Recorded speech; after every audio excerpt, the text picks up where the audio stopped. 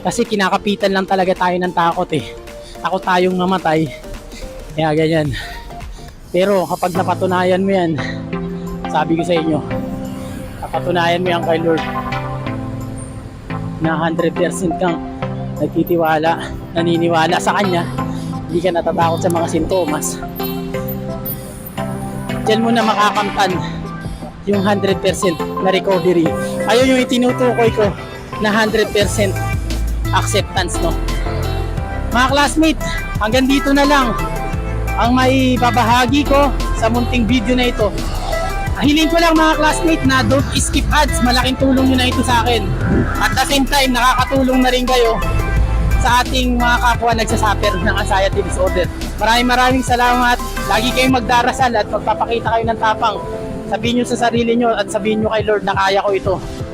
Dahil nandiyan ka lang sa lahat ng oras at lahat ng